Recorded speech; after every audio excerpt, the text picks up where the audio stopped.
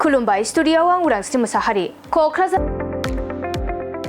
135 battalion इक' आसामनो बिथोन होनाय बायदि बर' हारिया बाहायग्रा बिफांफोरखौ कारिगावआव थानाय बे हार्बेल गार्डेनाव मुलि हारिनि बिफां लाइफांफोरखौ लाखिनो थाखाय दिनै बेखेवना होबाय आरो बे हार्बेल गार्डेनखौ बिटिआरनि गाहाय मावफुं सोद्रोमा प्रमद बर'नि आखाइजों बेखेवना होयो।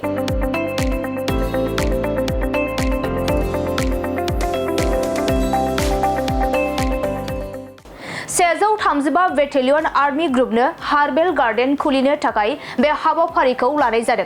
बे हाबाफारियावनो बिटिआरनि मावफुं सोद्रोमा रनजित बसुमतारी आरो 135 बेटेलियननि अफिसारफोरा बाहागो लादों। मावफुं सोद्रोमा रनजित बसुमतारीया बे बेखेवनाय हाबाफारियाव बाहागो लानानै खौरांगिरिनि गेजेरजों टुरिज्म सेक्टरनिफ्राय हार्बेल गार्डेनखौ माबोरै जौगाहोनो हायो बेनि थाखाय राहा लानाय जादों आरो मुलुगनि सुबुंफोरनो क'क्राझाराव हाबजेननाय कारिगावनिफ्रायनो क'क्राझारनि सिटी अफिसखौ मिथिहोनो थाखाय नाजादों होनना फोरमायो।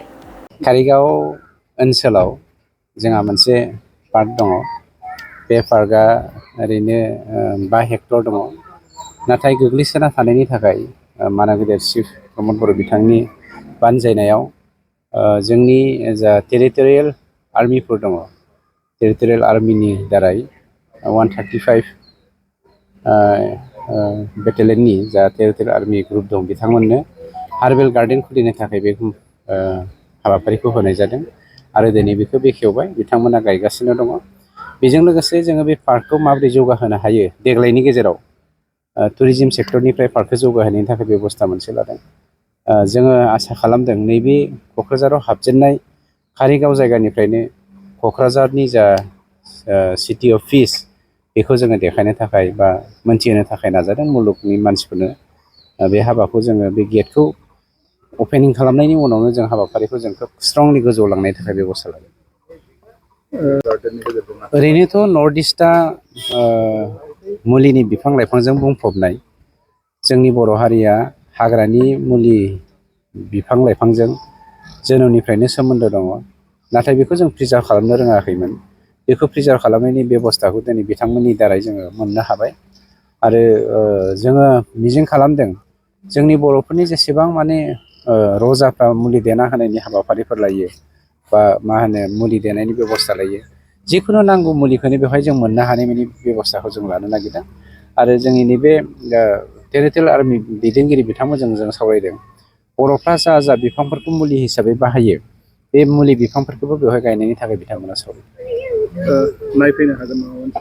औ, नायफैनो हागोन। दिनैनिफ्राय गासैबो जिखुनु फरायसा फरायसुलि टुरिस्टफ्रानो बेवहाय फैनानै नायफैनो हागोन आरो बिथांमोना नायनायनि गेजेरजों सोलोंनाबो लांनो हागोन। क'क्राझार सेरफांगुरि बाजार श'रुमा बैसागुनि धामाका अफार लोगोसे लन काम एक्सचेन्ज मेला होगासिनो दं। क'क्राझार जिल्ला सेरफांगुरियाव थानाय फुंखा एन्टारप्राइज बाजार श'रुमा 10 एप्रिलनिफ्राय 14 एप्रिलसिम बैसागुनि धामाका अफार आरो लन काम एक्सचेन्ज मेलनि खाबुफोर होगासिनो दं। नोंथांमोना सेरफांगुरियाव थानाय फुंखा एन्टारप्राइज बाजार श'रुमाव खुंफुंजानाय बैसागु धामाका अफार एक्सचेन्ज मेलाव फैनानै नोंथांनि लुबैनाय बाजाजनि बाइकखौ लांफैनो हागोन। बाजाजनि बाइक सालायनो मोजां मोनग्रा रायजो राजाफोरनो फुंखा एन्टारप्राइज बाजार श'रुमा लोगोसे मोजां अफारफोरबो लाबोदों। बेफोरनो जाबाय 9-15% लन, free helmet, 10 litre petrol free, every purchase, गुबुन गुबुन मडेलनि बाइकफोरखौ नायनानै 2,000 निफ्राय 3,000 रां कास्टमार अफार होनाय जागोन। आरो 500 रां होग्रोनानैबो गोसो बायदि बाइकखौ आवग्रिना दोननो हागोन आरो गासै गारिजों लोगोसे अल भेहिकल्स एक्सचेन्ज एभेलेबलबो होनाय जागोन। आरो नोंथाङा आबुङै मिथिबावनो थाखाय 6003817191 एबा 9101598021 आरो 9101547892 बे जानबुं नाम्बाराव खौरां लाहरनो हागोन।